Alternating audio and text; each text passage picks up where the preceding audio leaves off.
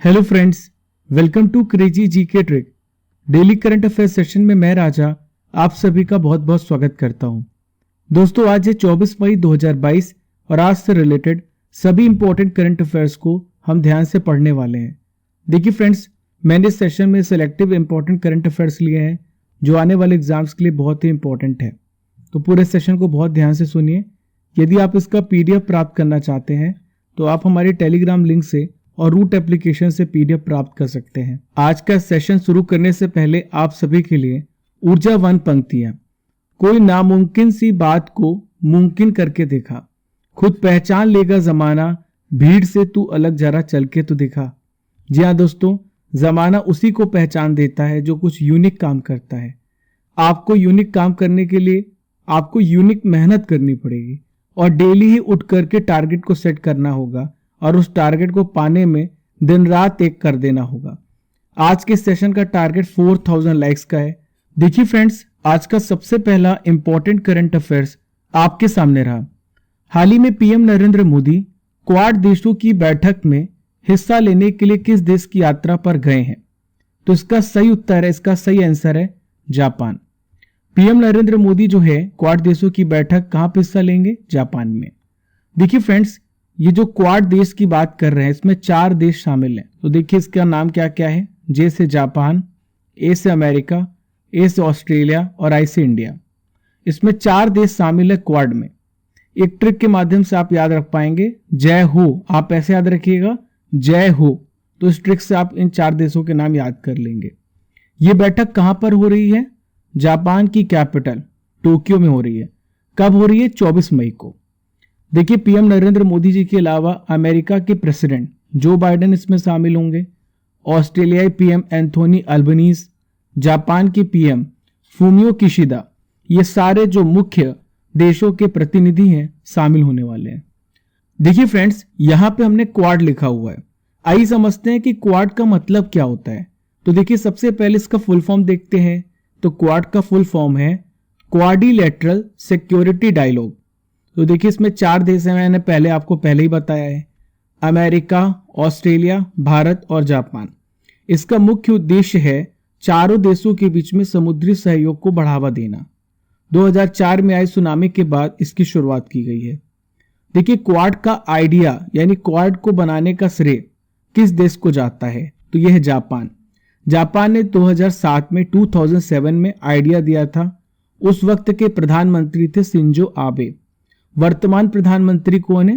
Fumio Kishida हैं। दोस्तों, चीन के प्रेशर में ऑस्ट्रेलिया पहले शामिल नहीं हो रहा था, लेकिन बाद में नवंबर 2017 में चारों देशों का क्वाड ग्रुप बना।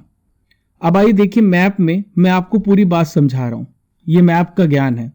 देखिए, 4 देश कौन कौन से हैं क्वाड में जो शामिल है? ये इंडिया है, यहां पर देखिए ये अमेरिका है, ये ऑस्ट्रेलिया है और ये जापान है।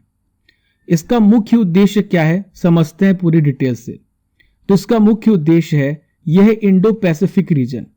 ये समुद्री रास्तों पर किसी भी देश, खासकर चीन का जो दबदबा है, उसे खत्म करने के लिए क्वाड देशों का गठन किया गया। दोस्तों, आज ये सभी लोकतांत्रिक देश जो हैं सुरक्षा, अर्थव्यवस्था और स्वास्थ्य के मुद्दों पर व्यापक एजेंडे पर कार्य कर रहे हैं। दोस्तों, भारत के लिए चीन की बढ़ती सैन्य और आर्थिक ताकत स्ट्रेटेजिक चुनौती है। चीन ने दक्षिण चीन सागर में द्वीपों पर कब्जा कर लिया है और वहां मिलिट्री एसेट डेवलप किए हैं। चीन हिंद महासागर में ट्रेड रूट्स पर अपना असर बढ़ाने का भी कार्य कर रहा है, जो भारत के लिए चिंता बढ़ाने वाला है।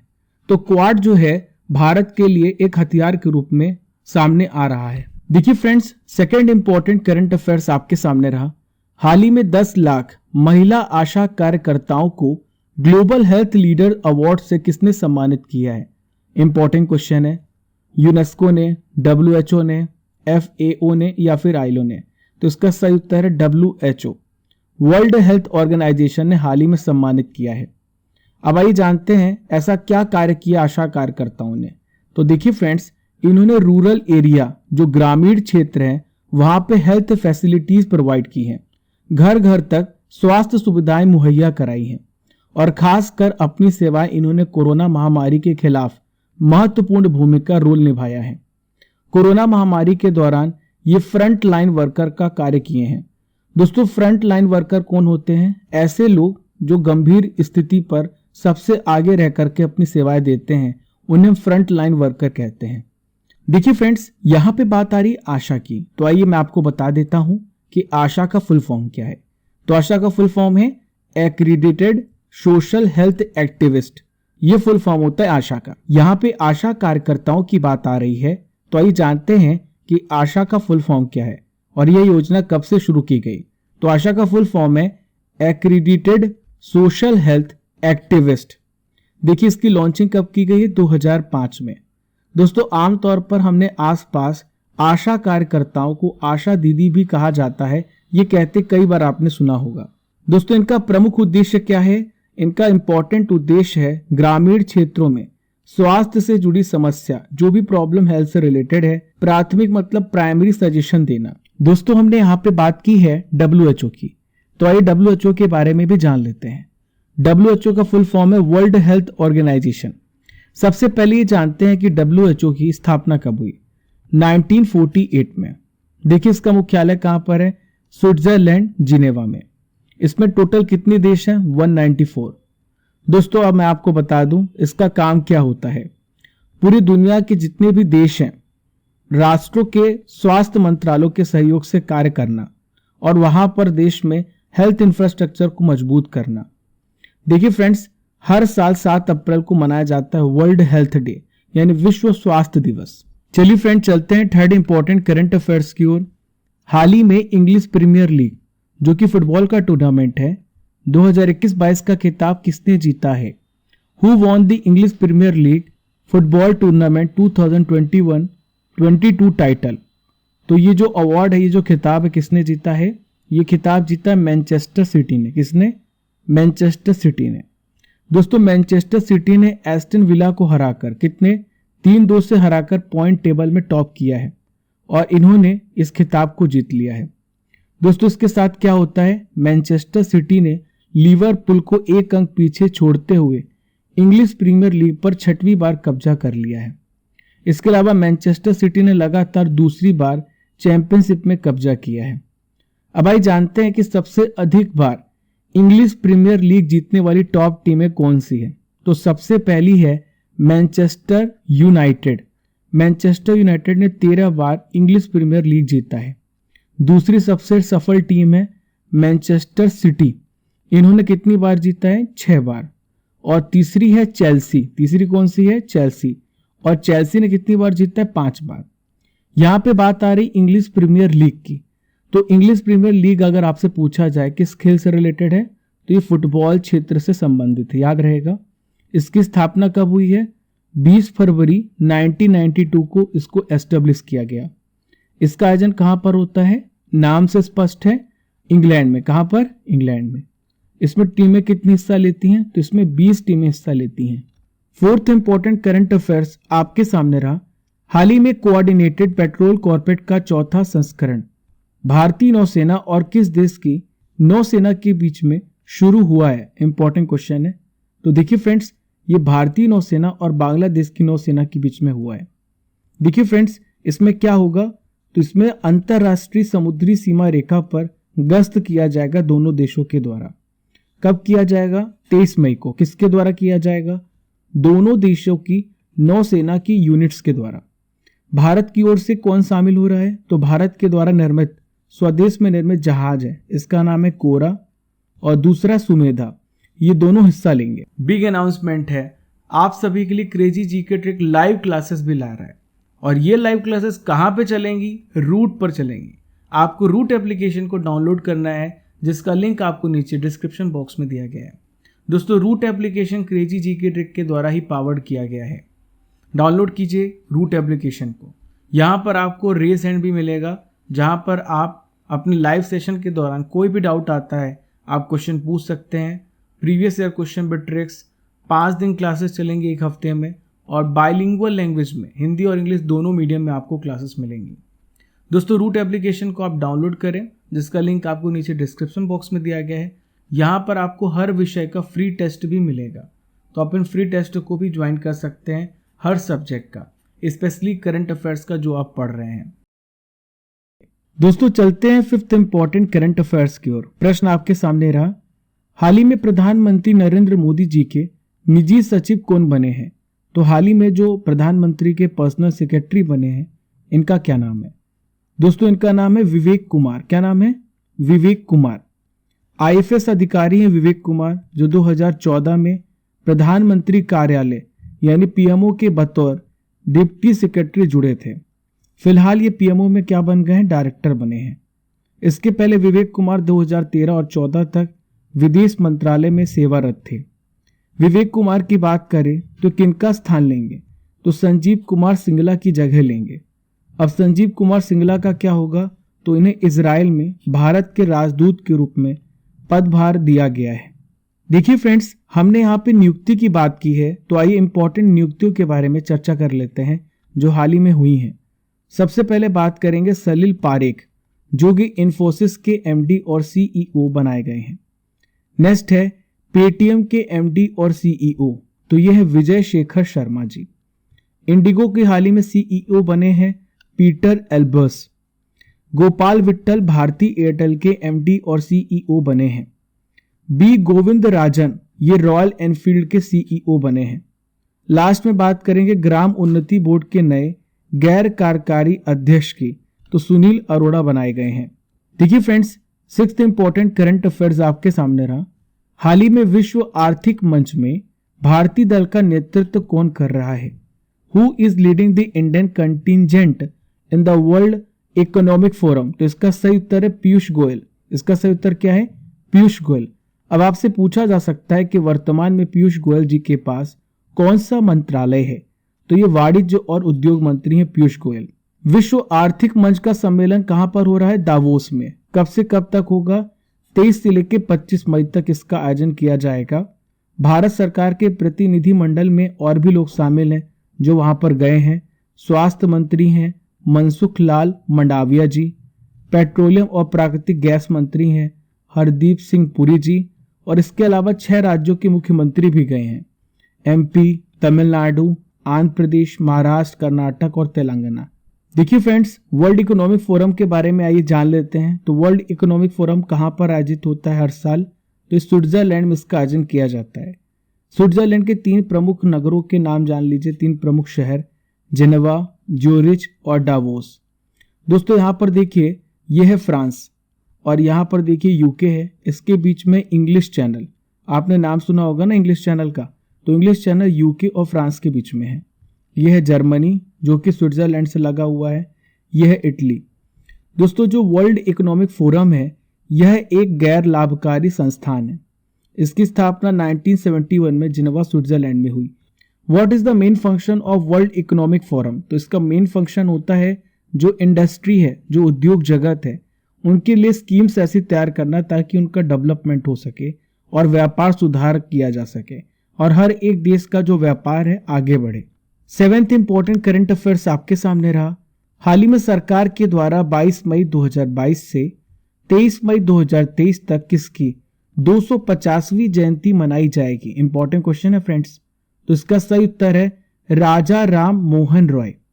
दोस्तों इसका आयोजन कहां पर हुआ? इसका उद्घाटन समारोह कहां पर हुआ है? कोलकाता के राजा राम मोहन रॉय लाइब्रेरी फाउंडेशन में हुआ है। किसके द्वारा हुआ है? संस्कृति मंत्री, याद रखिएगा कौन है? किशन रेड्डी। 22 मई को किशन रेड्डी ने राजा राम मोहन रॉय पुस्तकालय प्रतिष्ठान कोलकाता में राजा राम मोहन रॉय की प्रतिमा का वर्चुअल अनावरण किया है। दोस्तों यहाँ पे बात आ रही है राजा राम मोहन रॉय की, तो इनसे रिलेटेड बहुत सारे प्रश्न आपसे पूछे जा सकते हैं। सबसे पहले देखिए, इनका जन्म कब हुआ है? 1772 में इनका जन्म हुआ। दोस्तों इनका जन्म हुगली जिले के राधानगर गांव में हुआ था। एक इंपॉर्टेंट क्वेश्चन आपसे पूछा जाता है कि आधुनिक भारतीय पुनर्जागरण का अग्रदूत किसे माना जाता है? तो दोस्तों ये है राजा राम मोहन रॉय। एक इंपॉर्टेंट क्वेश्चन और आपसे पूछा जाएगा कि ब्रह्म समाज की स्थापना का श्रेय किसे जाता है? इन्होंने ब्रह्म समाज की स्थापना की। कब की? 1828 में। कहां पर? कोलकाता में। दोस्तों इन्हें राजा की उपाधि प्रदान की गई थी। किसके द्वारा? मुगल सम्राट अकबर द्वितीय के द्वारा, अकबर सेकंड के द्वारा इन्हें राजा की उपाधि प्रदान की गई। दोस्तों इन्होंने समाज सुधार के लिए बहुत सारे इंपॉर्टेंट वर्क किए हैं। जैसे इन्होंने सती प्रथा को खत्म करने के लिए प्रण किया, सती प्रथा को खत्म किया है। इसके अलावा दोस्तों जातिगत कठोरता और बाल विवाह के खिलाफ इन्होंने आवाज उठाई है। दोस्तों इन्होंने 1817 में, कब 1817 में हिंदू कॉलेज की स्थापना की। कहां पर की है?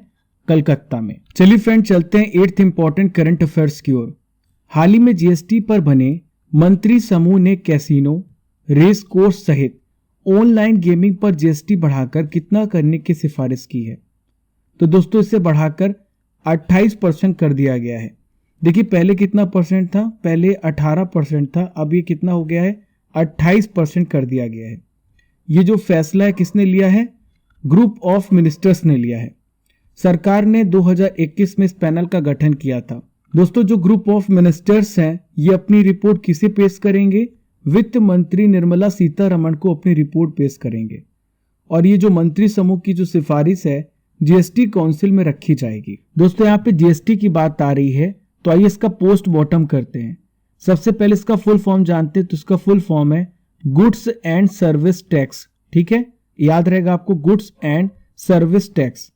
भारत में ये कब लागू हुआ? 1 जुलाई 2017 को, 2017 को ये लागू हुआ। ठीक है, जब ये लागू हुआ तो इससे क्या चेंज आया भारत में? तो केंद्र सरकार और विभिन्न राज्य सरकारों के द्वारा अलग अलग प्रकार से टैक्स लगाए जाते थे और अनेक प्रकार के जो टैक्स थे उसे हटाकर पूरे देश के लिए एक ही इनडायरेक्ट टैक्स सिस्टम को लागू किया गया। दोस्तों भारत के जो वित्त मंत्री होते हैं इसके प्रेसिडेंट होते हैं, इसके अध्यक्ष होते हैं, चेयरमैन होते हैं। भारत में जो जीएसटी है दोस्तों ध्यान से सुनिएगा, जीएसटी के तहत जो वस्तु है, जो गुड्स हैं और जो सर्विस हैं उसमें कितनी प्रकार की दरें लगती हैं?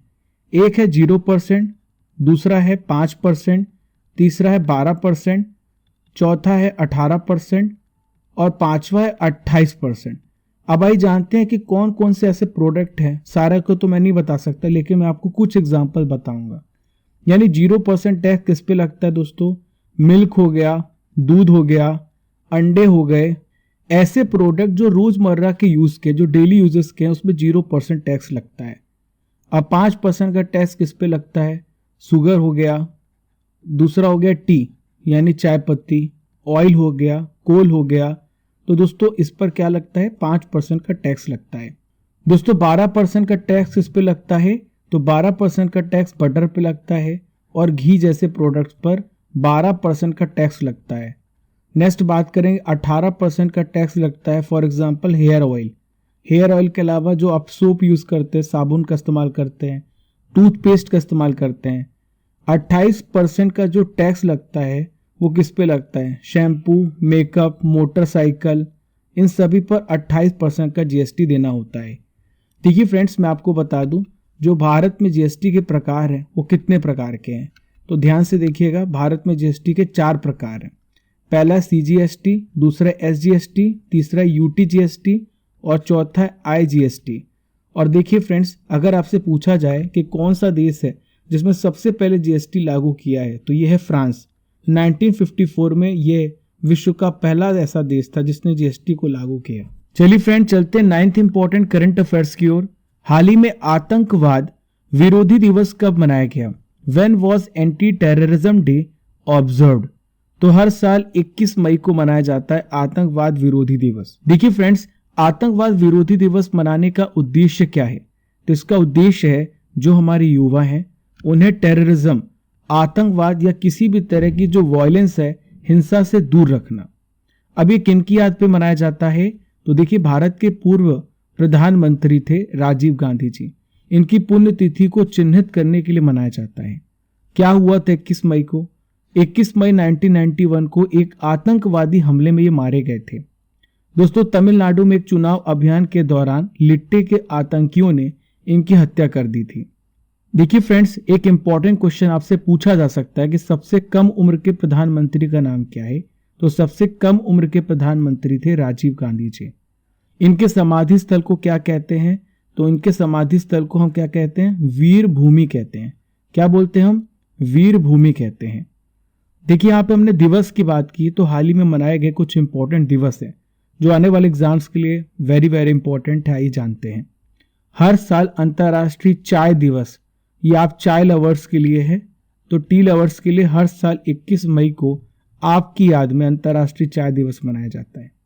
राष्ट्रीय लुप्त प्राय प्रजाति दिवस 2022 कब मनाया गया? 20 मई को मनाया गया। विश्व मधुमक्खी दिवस कब मनाया गया? 20 मई को मैंने आपको बताया था। हर साल वर्ल्ड एड्स वैक्सीन डे मनाया जाता है 18 मई को। देखिए फ्रेंड्स, अंतर्राष्ट्रीय संग्रहालय दिवस 2022 कब मनाया गया? हर साल ये भी 18 मई को मनाया जाता है। विश्व उच्च रक्तचाप दिवस हर साल 17 मई को मनाया जाता है। देखिए फ्रेंड्स, आज का आखिरी इंपॉर्टेंट करंट अफेयर्स आपके सामने रहा। हाल ही में जोस रामोस होर्टा किस देश के राष्ट्रपति बने हैं?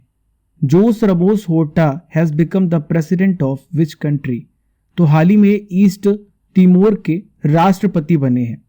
दोस्तों, पूर्वी तिमोर के स्वतंत्रता सेनानी हैं जोस रामोस होर्टा, और इन्हें नोबेल शांति पुरस्कार मिला है। कब मिला है? 1996 में मिला है। पूर्वी तिमोर के हाल ही में ये 5th प्रेसिडेंट के रूप में इन्होंने शपथ ली है। इसके पहले फ्रेंड्स 2007 से लेकर 2012 तक राष्ट्रपति और उससे पहले प्रधानमंत्री और विदेश मंत्री के रूप में कार्य कर चुके हैं। दोस्तों, आइए जान लेते हैं कि पूर्वी तिमोर के वर्तमान प्राइम मिनिस्टर कौन है। तो इनका नाम है टॉरमतन रुआक। यहाँ पे बात की हमने ईस्ट तिमोर की, तो देखिए लोकेशन को, कहां पर है ईस्ट तिमोर? यह है इंडोनेशिया और यह है ईस्ट तिमोर, आप देख पा रहे हैं। आइए इसके इतिहास को जान लेते हैं।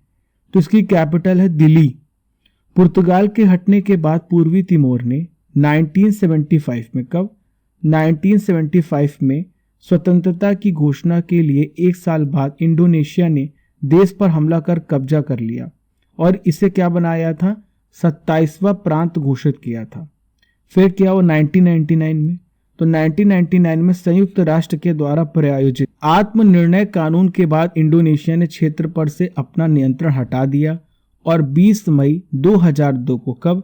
20 मई 2002 को पूर्वी तिमोर 21वीं सदी का सबसे पहला संप्रभु राज्य बना, यानी सवरिन स्टेट बना, यानी एक स्वतंत्र राष्ट्र बना। चलिए फ्रेंड, चलते करंट अफेयर्स की रसमलाई पर, यानी 2021 के इंपॉर्टेंट करंट अफेयर्स को मैं आपके लिए डिस्कस करूंगा। तो पहला प्रश्न ये रहा, हर साल अंतर्राष्ट्रीय प्रवासी दिवस कब मनाया जाता है? तो हर साल ये मनाया जाता है 18 दिसंबर को। अगला प्रश्न है, हाल ही में किस भारतीय ने वर्ष 2021 के पैरालंपिक पुरस्कारों में सर्वश्रेष्ठ महिला पदार्पण सम्मान जीता है? तो दोस्तों, ये है अवनी लेखरा। इन्होंने शूटिंग में गोल्ड मेडल हासिल किया था पैरालंपिक्स में, आपको याद होगा। नेक्स्ट है, software technology parks of India के नए महानिदेशक बनाए गए हैं, तो ये हैं अरविंद कुमार। हाल ही में किस देश ने पीएम मोदी को अपने सर्वोच्च नागरिक सम्मान नगदग पेलजी खोरलो इससे सम्मानित किया है? तो ये है पुरस्कार भूटान के द्वारा दिया गया। कौन सा भारत का 4 रनवे वाला पहला एयरपोर्ट बना है? तो इसका नाम है इंदिरा गांधी अंतर्राष्ट्रीय एयरपोर्ट। दोस्तों, आइए 22 और 23 मई के इंपॉर्टेंट करंट अफेयर्स का रिवीजन कर लेते हैं। तो पहला प्रश्न ये रहा, हाल ही में ऑस्ट्रेलिया के नए प्रधानमंत्री कौन बने हैं? तो इनका नाम है एंथनी अल्बनीज। विश्व चैंपियन मैग्नस कार्लसन, जो कि नॉर्वे देश के हैं, भारत के किस शतरंज खिलाड़ी ने 3 महीने के अंदर इन्हें दूसरी बार हराया है? तो ये हैं आर प्रज्ञान आनंद। अंतर्राष्ट्रीय जैव विविधता दिवस कब मनाया गया? तो हर साल 22 मई को मनाया जाता है। नेट जियो ने किस पर्वत पर दुनिया का सबसे ऊंचा मौसम स्टेशन स्थापित किया? माउंट एवरेस्ट पर। 5th इंपॉर्टेंट रिवीजन क्वेश्चन ये रहा, वित्त वर्ष 2022 में भारत को कितना एफडीआई प्राप्त हुआ? 83.57 अरब डॉलर का। गिफ्ट सिटी में हाल ही में कौन सा बैंक अपना क्षेत्रीय कार्यालय खोलेगा? तो यह है न्यू डेवलपमेंट बैंक। इसका हेडक्वार्टर कहां पर है? शंघाई, चीन में। हाल ही में किसके द्वारा यूएई T20 लीग में फ्रेंचाइजी हासिल की गई है? तो यह है अडानी ग्रुप। हाल ही में किस देश ने अंतरिक्ष टेलीस्कोप के साथ दुनिया के पहले रहने योग्य ग्रह की खोज की योजना बनाई है? तो यह संकल्प लिया है चीन ने। 9th इंपॉर्टेंट रिवीजन क्वेश्चन ये रहा, हाल ही में किस राज्य ने अपना पहला सरकारी OTT प्लेटफॉर्म लॉन्च किया है? तो यह है केरल। हाल ही में किसे इन्फोसिस का MD और CEO नियुक्त किया गया है? तो यह है सलिल पारेख। मैं आपसे क्वेश्चन करने वाला हूं जिसका आंसर आपको कमेंट बॉक्स पे देना है। तो प्रश्न ये रहा, वर्तमान में ऑस्ट्रेलिया के प्रधानमंत्री कौन है? इसका आंसर आपको कमेंट बॉक्स पे देना है। तो देखिए फ्रेंड्स, ये थे 22 और 23 मई के इंपॉर्टेंट करंट अफेयर्स का रिवीजन। हमने डेली करंट अफेयर्स में 24 मई के करंट अफेयर्स को भी पढ़ ली। दोस्तों ऐसे ही आप क्रेजी जीके ट्रिक को सपोर्ट करते रहें और देखिए शेयर करना बिल्कुल भी मत भूलिए यदि आपको सेशन अच्छा लगा हो। यदि सेशन आपको अच्छा लगा हो सब्सक्राइब कीजिए, press the bell icon button ताकि हमारी नोटिफिकेशन कभी भी आपके लिए मिस ना हो। Keep liking, keep sharing your channel crazy GK trick. Thank you friends.